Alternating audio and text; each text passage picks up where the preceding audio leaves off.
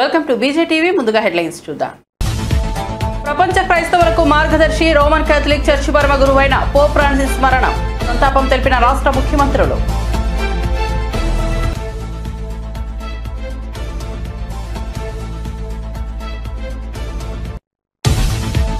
Congress BRS కావాలని ఎన్నికలకు దూరంగా ఉన్నాయని కిషన్ రెడ్డి ఆగ్రహం. ఈ రెండు పార్టీలు మజ్లిస్ పార్టీకి అండగా నిలబడుతున్నాయని ఆరోపణ. ఓటు వేయకుండా కార్పొరేటర్లను బీఆర్ఎస్ అగ్రనేతలు బెదిరిస్తున్నారని ఆగ్రహం.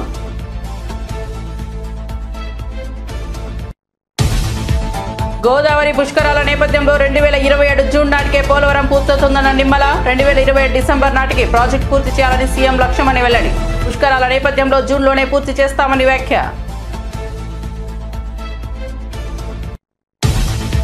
పసుపు బోర్డు ఏమైందో అరవిందే చెప్పాలన్న మంత్రి ఉత్తమ్. రాష్ట్ర వ్యాప్తంగా ధాన్యం బోనస్ డబ్బులు పెండింగ్ లో ఉంటే త్వరలోనే విడుదల చేస్తామని వ్యాఖ్య. రైతు పక్షపాతిగా ఈ ప్రభుత్వం సాగుకు అవసరమైన అన్ని చర్యలు తీసుకుంటుందని వెల్లడి.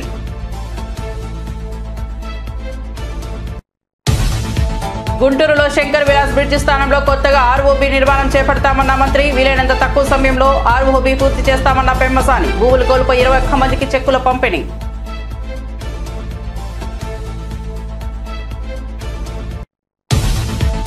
అమెరికా ఉపాధ్యక్షుడు జేడీ వాన్స్ కుటుంబ సమేత భారత పర్యటన. తొలి కార్యక్రమంగా ఢిల్లీ అక్షరధామ్ ఆలయ సందర్శన. ఆలయ కళ, వాస్తుశిల్పం విలువలను మెచ్చుకున్న వాన్స్. భారతీయ వస్త్రధారణలో ఆకట్టుకున్న వాన్స్ పిల్లలు.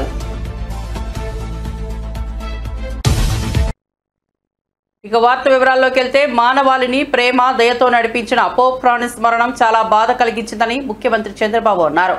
కరుణ, శాంతి సందేశం ద్వారా లక్షలాది మందికి స్ఫూర్తినిచ్చిన ఆధ్యాత్మిక నాయకుడని సీఎం కొనియాడారు. రాష్ట్ర ప్రజల తరపున ప్రపంచ క్యాథలిక్లకు చంద్రబాబు ప్రగాఢ సానుభూతి తెలిపారు. పోప్ ఫ్రాన్సిస్ మరణం పట్ల మంత్రి నారా లోకేష్ దిగ్భ్రాంతి వ్యక్తం చేశారు.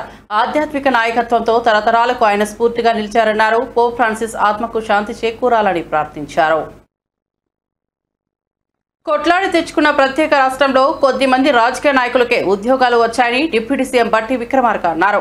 సోమవారం ఖమ్మం జిల్లా మధిర మండల కేంద్రంలో నిర్వహించిన జాబ్ మేళాలో డిప్యూటీ సీఎం బట్టి విక్రమార్క పాల్గొని ప్రసంగించారు. రాష్ట్రంలోని నిరుద్యోగ యువతకు ఉద్యోగులు కల్పించడమే ప్రధాన ధ్యేయమని అన్నారు. ఆ మేరకు రాష్ట్రంలో 3 అంచెల విధానంలో ఉద్యోగాలు కల్పిస్తున్నామని వివరించారు. అవకాశాలన్నీ అందిపుచ్చుకోవాలని, భవిష్యత్తులో ఈ ప్రాంతం నుంచి ఈ రాష్ట్రానికే కాదు ఈ దేశానికి, ప్రపంచానికి కూడా నాయకత్వం వహించే అంత స్థాయిలో ఇక్కడ విద్యార్థులు ఎదగాలని, చదువుకోవాలని, అలా మీ మేధస్సు ఉపయోగపడాలని చెప్పి నేను మనస్ఫూర్తిగా కోరుకుంటున్నాను. దానికి కావాల్సినటువంటి వసతులు అన్నింటినీ ఈ రాష్ట్ర ప్రభుత్వం ఏర్పాటు చేయడానికి సిద్ధంగా ఉందని చెప్పి మీ అందరికీ నేను సౌకర్యంగా మనవి చేస్తూ, ఇక్కడ ఉన్నటువంటి అన్ని రకాల ఉద్యోగ వ్యవస్థలందరూ కూడా నేను పిలిపిస్తా ఉన్నాను. ప్రతి ఉద్యోగి పనిచేసేది సమాజం కోసమే, మిమ్మల్ని పెట్టింది కూడా ఈ వ్యవస్థ కోసం. ప్రతి ఉద్యోగి కూడా లేచిన దగ్గర నుంచి పడుకునేంత వరకు మనం ఈ సమాజం కోసం ఈ ఉద్యోగ వ్యవస్థలో చేరాము.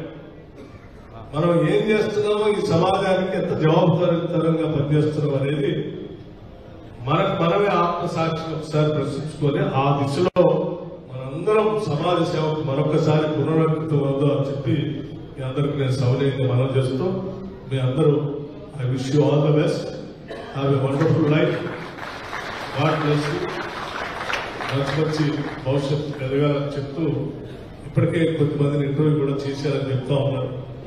కొద్దిమంది ఇంటర్వ్యూ చేసినటువంటి వాళ్ళందరికీ అపాయింట్మెంట్ లెటర్స్ కూడా ఇస్తామని చెప్తా ఉన్నారు. శాంపుల్గా నేను కొద్దిమందికి అపాయింట్మెంట్ లెటర్స్ ఇచ్చి నేను పక్కకి వెళ్తాం. నాతో పాటు వచ్చినటువంటి నాయకులు కూడా మనందరం బయట ఉంటే వాళ్ళు పీస్ఫుల్గా కండక్ట్ చేసుకుంటారు కాబట్టి సహకరించవలసింది నాయకులకు. అపాయింట్మెంట్ లెటర్స్ పొందినటువంటి వాళ్ళు చెప్తే వాళ్ళు నెరవేర్చినట్టు చేస్తే వాళ్ళకి చేస్తారు.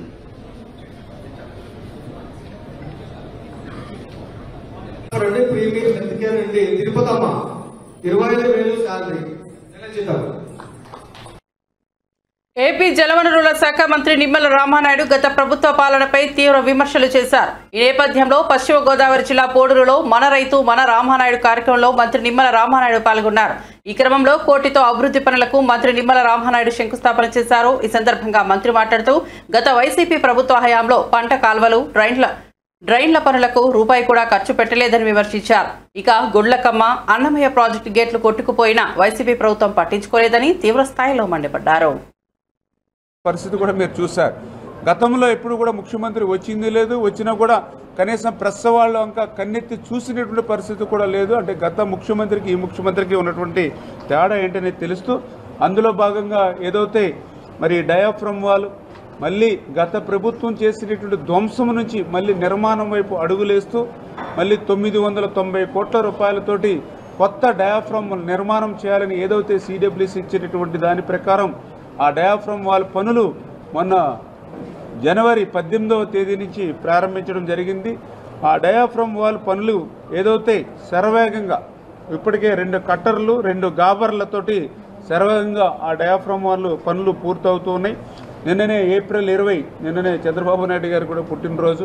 నిన్న మేము కూడా కాకతీయంగా చూస్తే నిన్నటికి 202 మీటర్లు ఏదైతే ఆ డయాఫ్రమ్ వాల్ ఆ నిర్మాణ పనులు కూడా నిన్న పూర్తి చేయడం జరిగిందని చెప్పి కూడా తెలియజేసుకుంటూ ఈ పనుల్ని 25 కల్లా పూర్తి చేయడానికి మరింత వేగవంతం చేసేటువంటి విధంగా మరి ఏప్రిల్ 30 కల్లా 3వ కట్టర్ కూడా ఈ యొక్క డయాఫ్రమ్ వాల్కి అందుబాటులో రావడం జరిగిందని చెప్పి తెలియజేసుకుంటూ రేపు రైనీ సీజన్ వస్తుంది.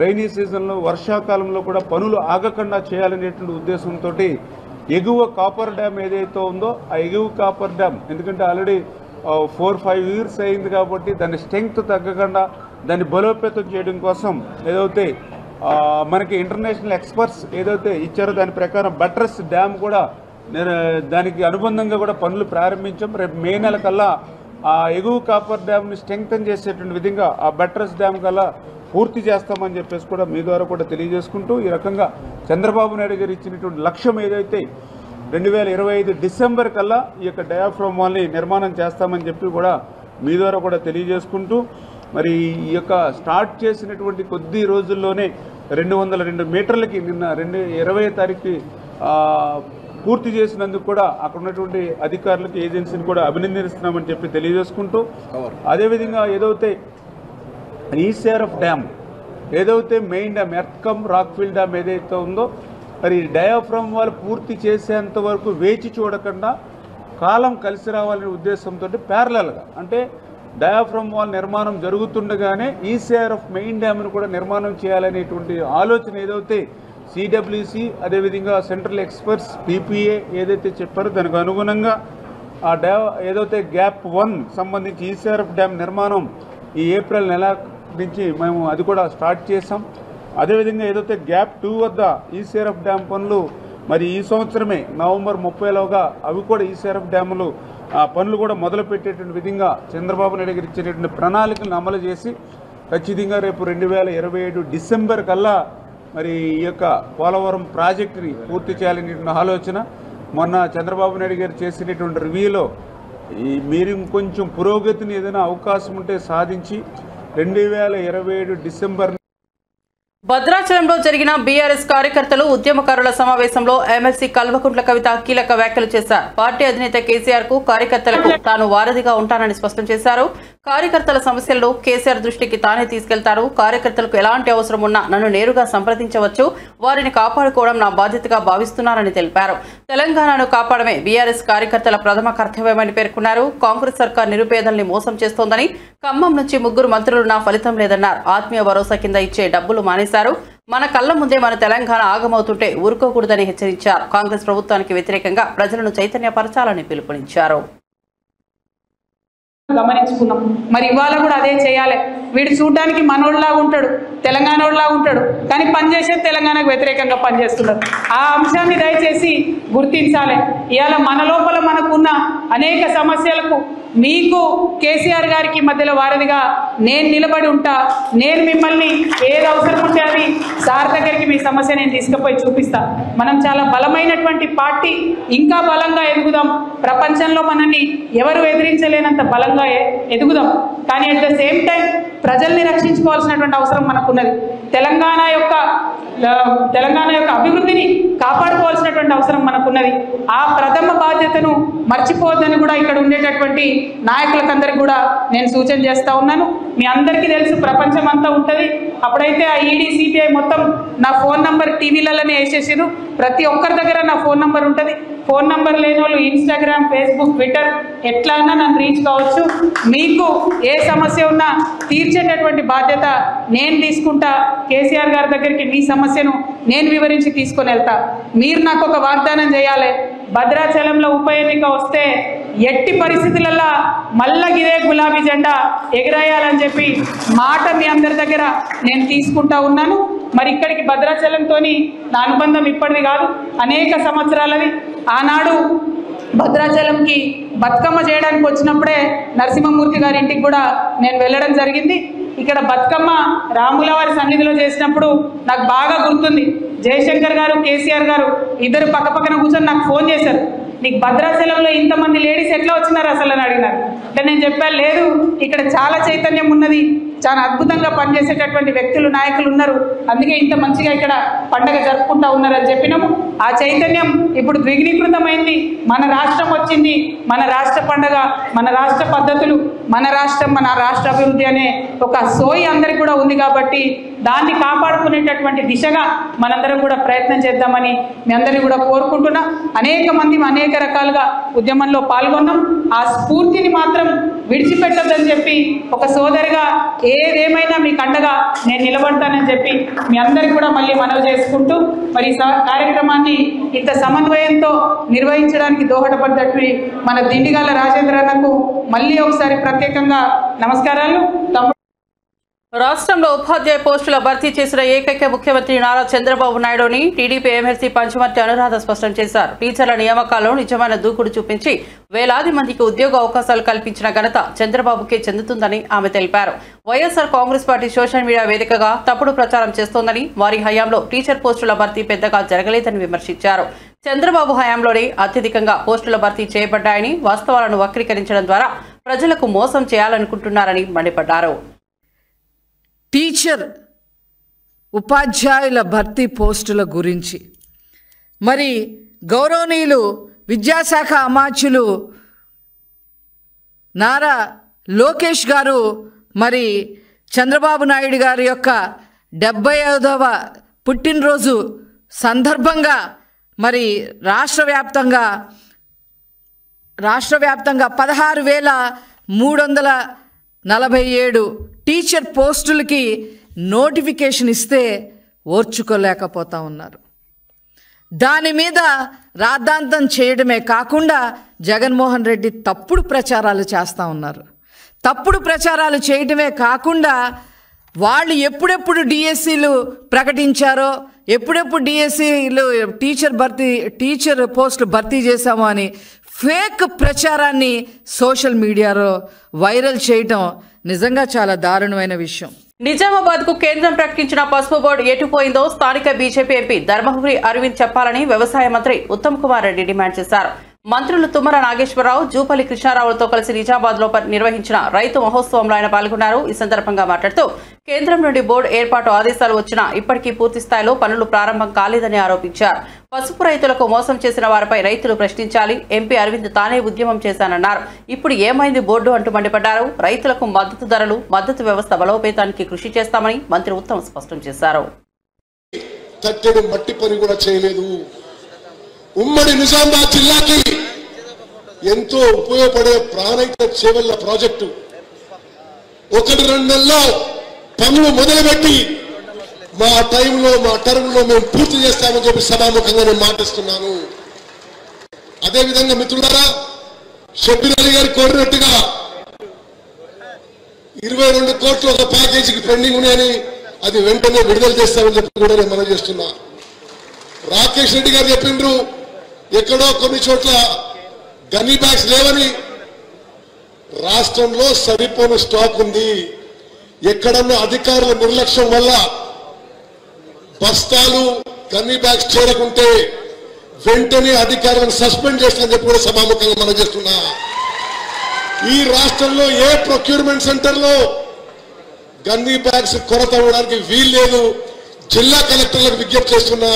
మీ ఉమ్మడి నిజామాబాద్ జిల్లాలో మీరు ఒకసారి రివ్యూ చేసుకొని ఎక్కడ గన్నీ బ్యాగ్స్ కానీ ప్రొక్యూర్మెంట్ సెంటర్స్ కి ఏ ఇన్ఫ్రాస్ట్రక్చర్ షార్టేజ్ ఉందా 24 గంటల్లో మీకు ఆ షార్టేజ్ పూర్తి చేస్తారని చెప్పి సభాముఖంగా మాటిస్తున్నాము. అదేవిధంగా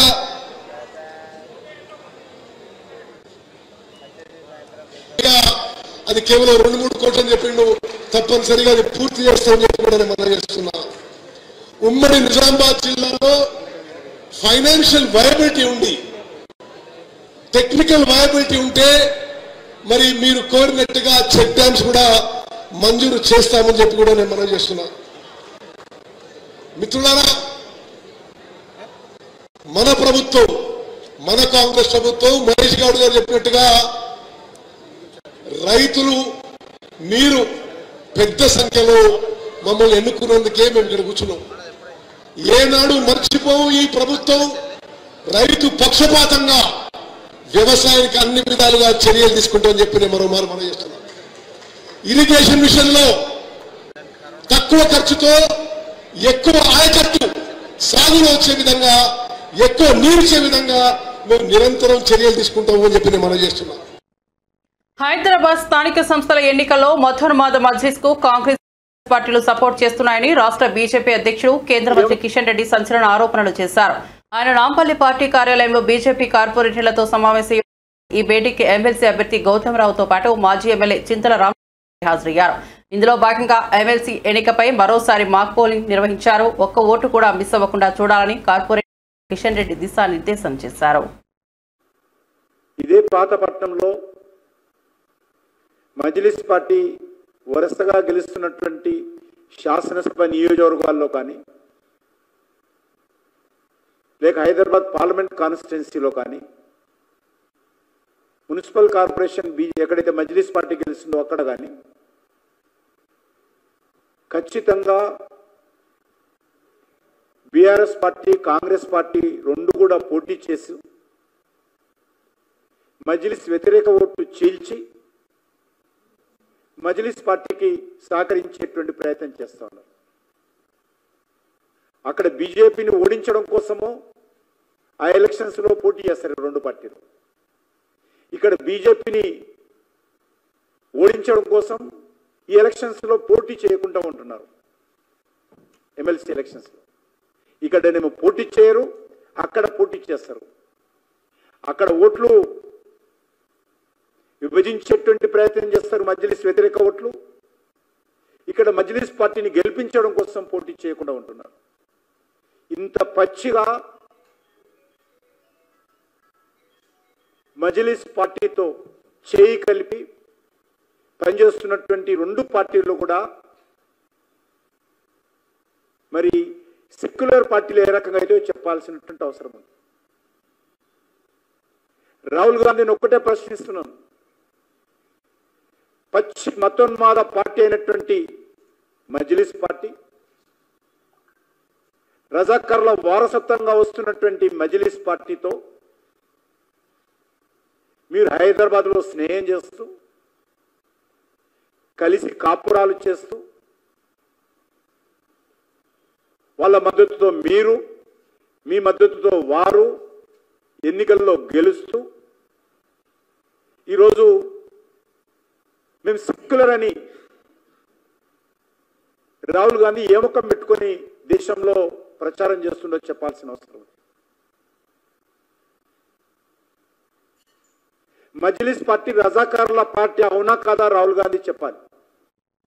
అమెరికా ఉపాధ్యక్షుడు జేడీ వాన్స్, ఆయన భార్య ఉషా వాన్స్ ముగ్గురు పిల్లలతో కలిసి భారత్కి వచ్చారు. ఈ సందర్భంగా వాన్స్ దంపతులకు భారత ప్రభుత్వ అధికారులు ఎరుపు కాలి కార్పెట్ వేసి ఘన స్వాగతం పలికారు. ద్వైపాక్షిక సంబంధాల పరంగా ఈ పర్యటనకు ప్రత్యేక ప్రాధాన్యత ఉండగా వాన్స్ దంపతులు భారత సాంప్రదాయ సంస్కృతి ఆతిథ్యంపై ఆనందం వ్యక్తం చేసినట్లు సమాచారం. త్వరలో వీరు భారత ప్రధాని నరేంద్ర మోదీతో సమావేశం కానున్నారు.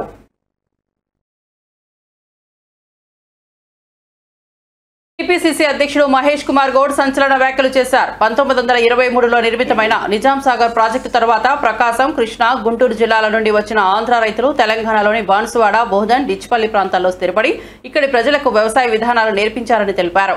తెలంగాణలోని వ్యవసాయ పురోగతికి ఆంధ్ర రైతులు వేసిన పునాది ఎంతో గొప్పదని గుర్తు చేశారు. తెలంగాణ రైతులకు వ్యవసాయం ఎలా చేయాలో పాఠాలు చెప్పేది ఆంధ్రులే అనే వ్యాఖ్యతో ఆయన వ్యాఖ్యలు రాజకీయ వర్గాల్లో చర్చకు దారితీశాయి.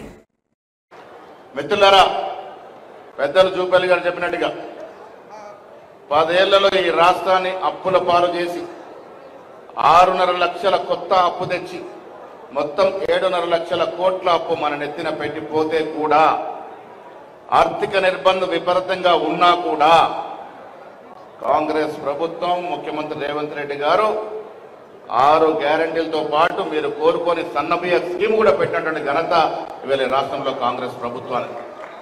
పేద ప్రజలు కూడా ధనికుల వల్లే సన్నబియ్యం తినాలి, ఫైన్ క్వాలిటీ రైస్ తినాలని ఉత్తమ్ కుమార్ రెడ్డి గారు ప్రణాళిక రచించి ఇవాళ సన్నబియ్యాన్ని ఇస్తున్నటువంటి సందర్భం. సంవత్సరాల క్రితం ఉచిత మహిళా బస్సు నుంచి మొదలుకొని ఇలా రైతు బంధు కావచ్చు, రైతు బోనస్ కావచ్చు, ఇవాళ వస్తున్న సన్న బియ్యం కావచ్చు, రేపు ఇయ్యబోయే సిల్ట్ వచ్చి ఇసుక వచ్చి మట్టి పెట్టి దాదాపు 17 టీఎంసీలు అరించకపోతే 11 టీఎంసీలకే వచ్చినప్పుడు 1970లో ఆధునికరణ చూసి 2 మీటర్లు ఎత్తు పెంచడం వల్ల మళ్ళొక 12 టీఎంసీ నీరు తెచ్చుకోగలిగినాం.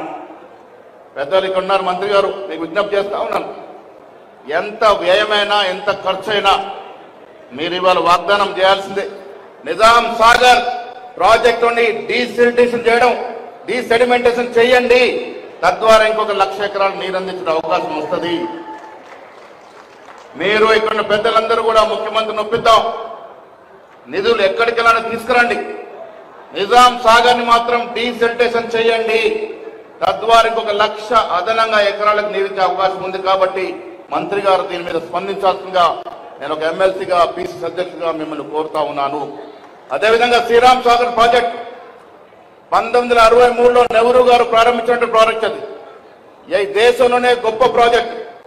ఆనాడు 7 లక్షల పైచులకు ఎకరాలకు డిజైన్ చేస్తే ఇవాళ పివి నరసింహారావు ఇచ్చిన నిధుల వల్ల అధికరణ చెంది ఇలా 9.5 లక్షలకు పైగా మనం నీరు అందిస్తా ఉన్నాం. దాంట్లో కూడా సిల్ట్ వచ్చింది, దాంట్లో కూడా మట్టి వచ్చింది, ఇసుక వచ్చింది. అది కూడా డీసెల్టేషన్ చేయండి, ఇంకొక 2-2.5 లక్షల ఎకరాలకు అదనంగా నీరిచ్చే అవకాశం ఉంటుంది. కాబట్టి వ్యయం ఎంతైనా దాన్ని మీరు ఇవాళ పోతూ మాకు మాటిచ్చి పోవాల్సిందిగా నేను ఉత్తమ్ కుమార్ రెడ్డి గారు విజ్ఞప్తి చేస్తా ఉన్నాను. ఇది ప్రజల కోసం. ఉత్తమని చెప్తా ఉన్నాను, 1923లో నిజాం సాగర్ ప్రాజెక్ట్ వచ్చినప్పుడు ఇక్కడికి ప్రకాశం జిల్లా, కృష్ణా జిల్లా, గుంటూరు జిల్లా నుంచి వచ్చి వ్యవసాయాలు స్థిరపడి వ్యవసాయం చేయడమే కాకుండా మాకు కూడా వ్యవసాయం నేర్పించిన సందర్భం. ఇలా బాన్సువాడ కానీ, బోధన్ కానీ, డిచ్పల్లిలో కానీ ఆంధ్ర రైతులు వచ్చి స్థిరపడినారంటే ఆనాడు నిజాం సాగర్ యొక్క గొప్పతనం. గుంటూరు నగరంలోని శంకర్ విలాస్ ప్రాంతంలో నిర్మాణంలో ఉన్న వంతెనపై ప్రజల్లో అపోహలు సృష్టించవద్దని కేంద్ర మంత్రి పెంబసాని చంద్రశేఖర్ స్పష్టం చేశారు. వంతెన కోసం భవనాలు, స్థలాలు కోల్పోయిన బాధితులకు ఆయన పరిహారం చెక్కులు అందజేశారు. ఈ సందర్భంగా మాట్లాడుతూ ఈ వంతెన 70 ఏళ్ల క్రితం నిర్మితమైంది. ఇప్పుడు రీడెవలప్మెంట్ కింద చేపడుతున్న పనులను విస్మరించి వైసీపీ నేతలు అపోహలు సృష్టిస్తున్నారని తెలిపారు. వారి సూచనల ప్రకారం ఆర్యూబీ నిర్మిస్తే ప్రస్తుత వంతెన డ్యామేజ్ అయ్యే ప్రమాదం ఉందని తెలిపారు. భవిష్యత్తులో ఆర్ఓబీ చేయాలంటే ఆర్ఓబీ మూసివేయాల్సిందేనని చెప్పారు.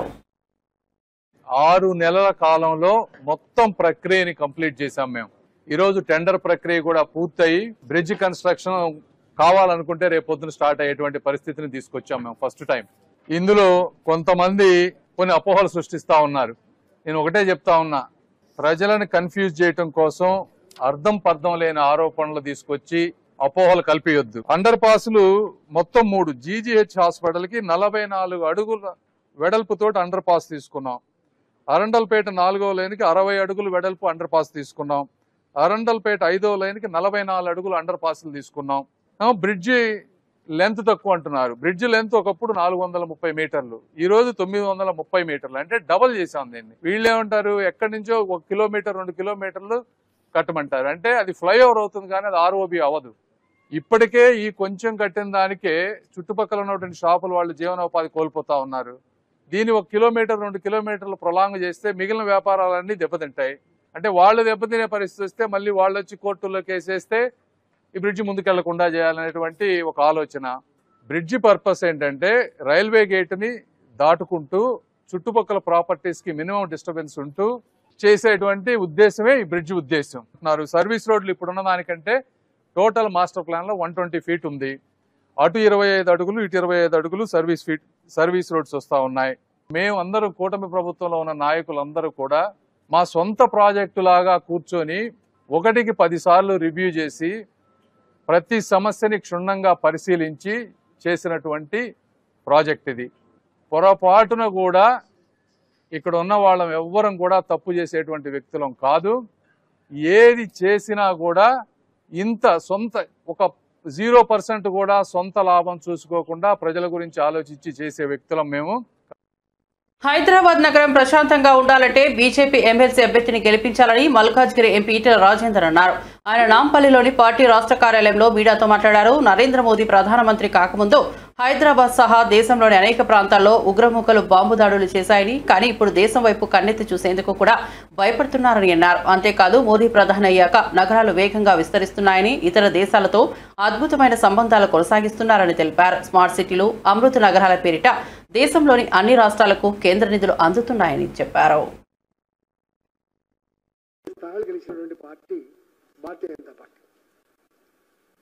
ఇక్కడ ఆనాడు కాంగ్రెస్ పార్టీ 1-2 గెలిచింది తప్ప ఇక్కడ గెలవలే ఆ పార్టీ. కానీ మొన్న టీఆర్ఎస్ నుంచి వలసపోయిన వాళ్ళు 14-15 మంది ఉన్నారు. నా 25 సంవత్సరాల రాజకీయ చరిత్రలో ఫస్ట్ టైం చూస్తున్నా ఒక రాజకీయ పార్టీ ఎమ్మెల్యేలను కానీ కార్పొరేటర్లు కానీ ఎన్నికల్లో పాల్గొనకూడదు అని చెప్పి విప్పించేది. నేను మొట్టమొదటిసారి చూస్తున్నా అధికారంలో ఉన్న ఇక్కడ పార్టీ ప్రభుత్వం వలస వచ్చిన వాళ్ళు కావచ్చు, వాళ్ళ కార్పొరేటర్లు కావచ్చు, ఓట్లు వేయద్దని చెప్పి నిర్ణయించుకోవడం. అంటే అర్థం ఏంటంటే భారతీయ జనతా పార్టీని ఎదగనీయద్దు, గెలవనీయద్దు అనేటువంటి మూల సూత్రం బీఆర్ఎస్ పార్టీకి ఉన్నది, కాంగ్రెస్ పార్టీకి ఉన్నది, ఎంఐఎం పార్టీ కూడా ఉన్నది. మీకు తెలుసు, హైదరాబాద్ ప్రజానీకానికి స్పష్టంగా తెలుసు, ఈ ఎంఐఎం పార్టీ కాంగ్రెస్ పార్టీ అధికారం ఉంటే వాళ్ళతో అంటగాగుతుంది, బీఆర్ఎస్ పార్టీ అధికారం ఉంటే వాళ్ళతో అంటగాగుతుంది. నేను స్వయంగా బీఆర్ఎస్ పార్టీలో ఉన్నప్పుడు చూసేది, బీఆర్ఎస్ పార్టీలో ఉన్నటువంటి మంత్రులు చెప్పిన దానికంటే కూడా అసదుద్దీన్ ఓవైసీ గారు చెప్పిన పనికి ఎక్కువ విలువ ఉంటుందని చెప్పి చర్చలు జరిగేది. ఇక్కడ పనులు కావాలంటే దరుసలాం పోవాలి, అక్కడ వాళ్ళకి దరఖాస్తు ఇచ్చుకోవాలనేటువంటి చర్చ జరిగేది. ఇట్లా ఏం సీక్రెట్ లేదు. ఒకటైతేనేమో తేలిపోయింది, కాంగ్రెస్ పార్టీ తన నైజమేందో దేశవ్యాప్తంగా బట్టబలైపోయింది. టీఆర్ఎస్ పార్టీ కూడా అధికారంలో ఉన్న 10 సంవత్సరాలు తేలిపోయింది. దాన్ని కొనసాగింపే ఇవాళ బీఆర్ఎస్ పార్టీ మీరు ఓట్లు వేయొద్దు అని చెప్పి విప్పించేటువంటి నీచమైనటువంటి అప్రజాస్వామికమైన పద్ధతికి ఒడిగట్టింది బీఆర్ఎస్ పార్టీ. మేము ఒకటే కోరుతున్నాం, ఈ ఓట్లో ప్రజలేసేది కాదు పాపం. బులెటిన్ ముగించే ముందు హెడ్లైన్స్ మరోసారి చూద్దాం. ప్రపంచ క్రైస్తవులకు మార్గదర్శి రోమన్ కేథలిక్ చర్చి పరమ గురువైన పోప్ ఫ్రాన్సిస్ మరణం, సంతాపం తెలిపిన రాష్ట్ర ముఖ్యమంత్రులు.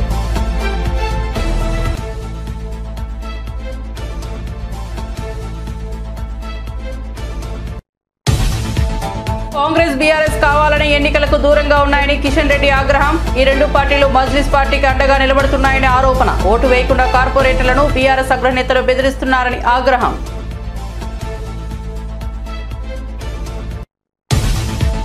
గోదావరి పుష్కరాల నేపథ్యంలో 2027 జూన్ నాటికే పోలవరం పూర్తవుతుందన్న నిమ్మల. 2027 డిసెంబర్ నాటికి ప్రాజెక్టు పూర్తి చేయాలని సీఎం లక్ష్యమని వెల్లడి. పుష్కరాల నేపథ్యంలో జూన్లోనే పూర్తి చేస్తామని వ్యాఖ్య. పసుపు బోర్డు ఏమైందో అరవిందే చెప్పాలన్న మంత్రి ఉత్తమ్. రాష్ట్ర వ్యాప్తంగా ధాన్యం బోనస్ డబ్బులు పెండింగ్ లో ఉంటే త్వరలోనే విడుదల చేస్తామని వ్యాఖ్య. రైతు పక్షపాతిగా ఈ ప్రభుత్వం సాగుకు అవసరమైన అన్ని చర్యలు తీసుకుంటుందని వెల్లడి.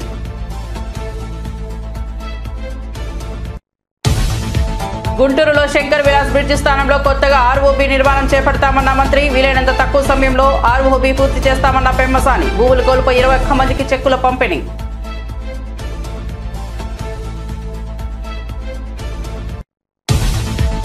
అమెరికా ఉపాధ్యక్షుడు జేడీ వాన్స్ కుటుంబ సమేత భారత పర్యటన. తొలి కార్యక్రమంగా ఢిల్లీ అక్షరధామ్ ఆలయ సందర్శన. ఆలయ కళ, వాస్తుశిల్పం విలువలను మెచ్చుకున్న వాన్స్. భారతీయ వస్త్రధారణలో ఆకట్టుకున్న వాన్స్ పిల్లలు.